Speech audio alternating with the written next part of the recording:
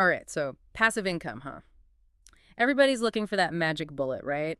Those beginner-friendly ways to make money without, needing to be some kind of tech genius or quit their job.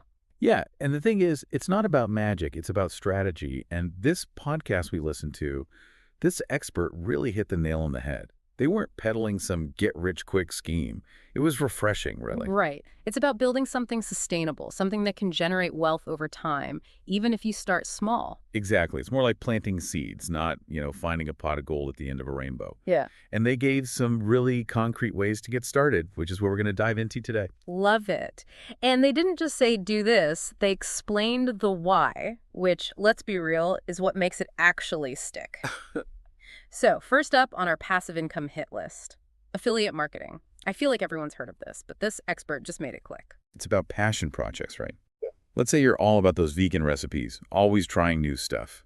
You could start a blog reviewing vegan cookbooks and link to them on Amazon with your own special affiliate link.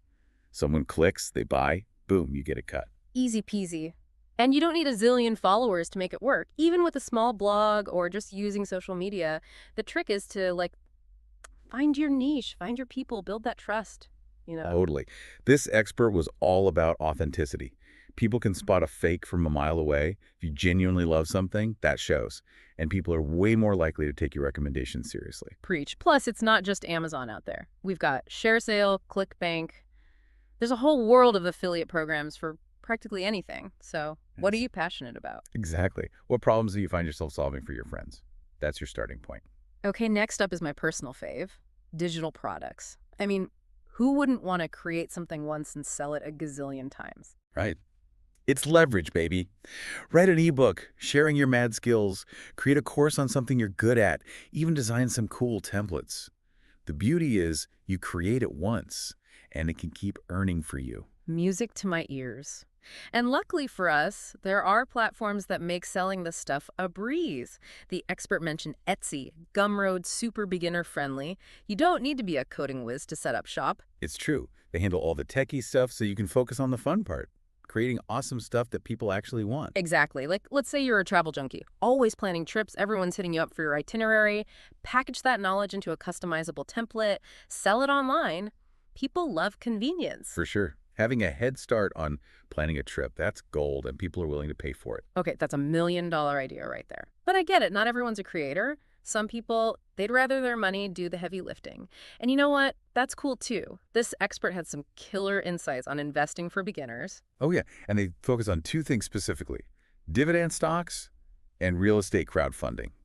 Now, I know investing can sound kind of scary, especially if you're just starting out. Right, like it's this exclusive club for millionaires wearing monocles. But they actually mention platforms like Robinhood and Fundrise. You can literally start with $100. It's pretty mind-blowing. So let's break it down. First up, dividend stocks. What's the deal with those? Okay, so imagine you own a tiny slice of a company that's killing it.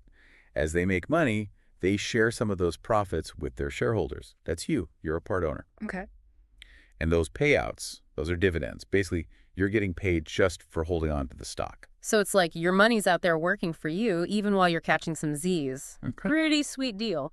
But real estate, now that's something I always thought was next level. You need deep pockets for that, right? That's the thing about real estate crowdfunding. It's kind of changing the game. Right. Instead of needing, hundreds of thousands to buy a whole property, you're basically pooling your money with other investors. Oh, so it's like we're all in this together, less risky than going solo, I guess, and then everyone gets a cut of the rent money. Exactly. Or if the property value goes up, you share in those profits too. It's a way to dip your toes into the real estate market without, betting the farm. Love that. And throughout this whole podcast, I was really struck by how much the expert emphasized, you don't have to be a financial whiz to get this stuff. You don't need a trust fund to start investing. It's all about baby steps. It really is. Starting small, being consistent, and most importantly, choosing strategies that fit your comfort level, your goals. You do you. Right on. And speaking of accessible options, can we talk about peer-to-peer lending for a sec? It's like Right. turning the tables on traditional banks. It is. Instead of letting your money just sit there in a savings account earning practically nothing, you become the lender. Platforms like Lending Club or Prosper connect you with borrowers, and you get to choose which loans to fund. Whoa, so you're the bank, but with a heart. And you're earning interest on those loans, so it's a win-win, right? Helping people out and making your money work harder. Exactly. But of course, with any investment, there's always a little risk, right? That's why it's crucial to do your homework, check out different platforms, see how they vet borrowers, and diversify, diversify, diversify. Spread that risk around. That's like investing 101. Now, before we move on, the expert dropped this one piece of advice that really blew my mind. Outsourcing. Oh yeah, that was huge. What resonated with you about that? Okay, so picture this. You're stoked about this digital product idea, but building a website. Total nightmare fuel. Or maybe you're all about affiliate marketing, but writing reviews makes you want to curl up in a ball. That's where outsourcing swoops in to save the day. Right. It's like having a team of superheroes, each with their own special skill, ready to tackle those tasks you dread. Seriously. And the expert specifically mentioned Fiverr. It's a platform where you can find freelancers for practically anything. Need a logo designed? Bam, hire a graphic designer. Website copy not singing, freelance writer to the rescue. It's all about working smarter, not harder. You free up your time and brain space to focus on the stuff you're actually good at, the things that really move the needle. And the best part is, platforms like Fiverr make it so easy and affordable. You don't need a massive budget to get started. You can find someone to help with a specific task, no strings attached. And think about it, that time you're getting back, Yeah. that's priceless. You can reinvest it into growing your passive income streams, exploring new ideas, or just, enjoying life. Okay, major light bulb moment happening here. This whole episode really challenged my thinking about passive income. It's not about being like totally hands off. It's about creating a system, using your resources wisely, and making your time work for you. Totally. And as we've seen, there's no one right way to do it. It's about finding what lights you up, what fits your lifestyle, your goals. It's funny, right? We talk about work-life balance like it's this thing we have to figure out. What if passive income could actually bring those two worlds a little closer? Interesting. I think that's what a lot of people are searching for these days. That flexibility, that control over their time, their income. It's about designing a life you don't need a vacation from.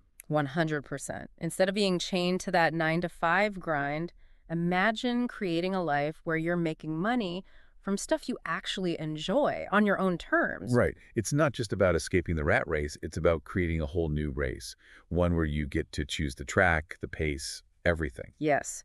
And let's be real, there's never been a better time to make that happen. The internet has opened up so many doors.